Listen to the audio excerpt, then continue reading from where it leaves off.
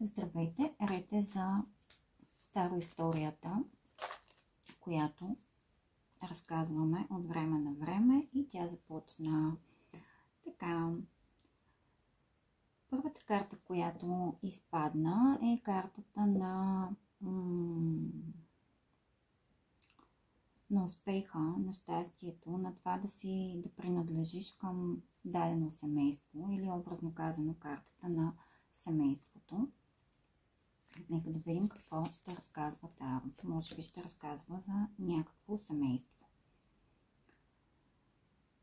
Или по-скоро за дамата в това семейство, която бих казала, че на този етап говорим за една неуверена в себе си жена, която е доста взискателна, която е склонна да драматизира събитията до степен, в която те да нямат нищо общо с действителността. Бих казала, че е влязла в една така по-агресивна енергия тази дама.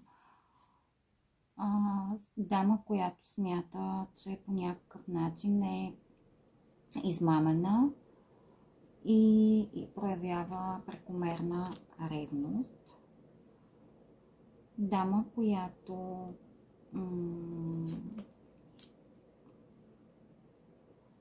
е разочарована.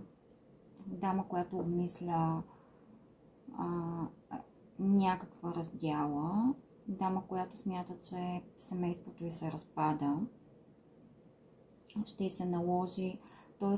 дама, на която й се е наложило вече да направи някакъв избор, но тя избягва да вземе решение и да се така ангажира с това решение.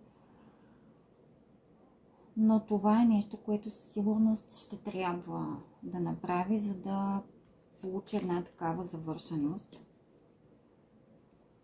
Това е дама, която е обсебена. До такава степен е обсебена от идеята за дома, семейството и брака си, че едва ли не е като в окови там и изпитва едно безсилие в този ред на мисли.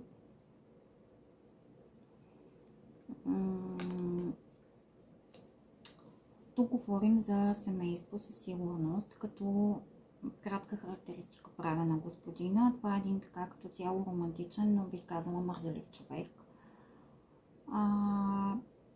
Романтичен на моменти, но пък като цяло е доста суетен и доста, бих казала, мрачен понякога в взимането на решение или въобще в начина му на изказ.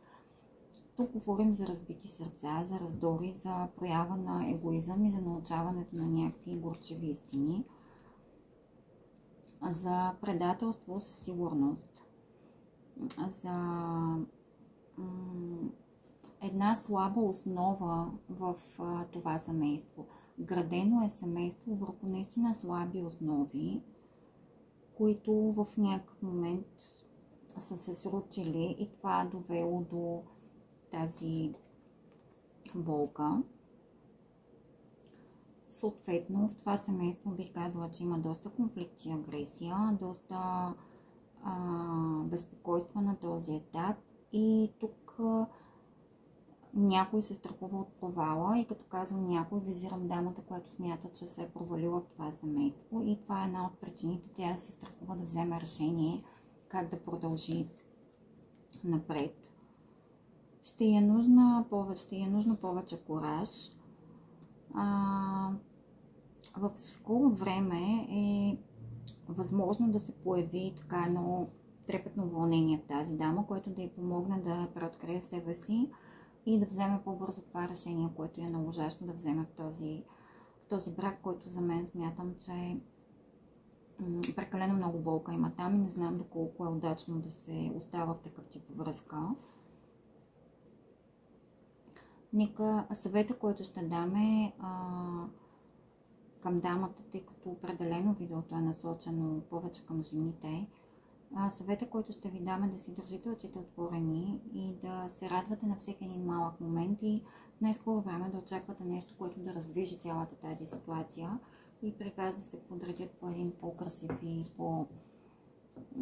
по-стойностен начин нещата.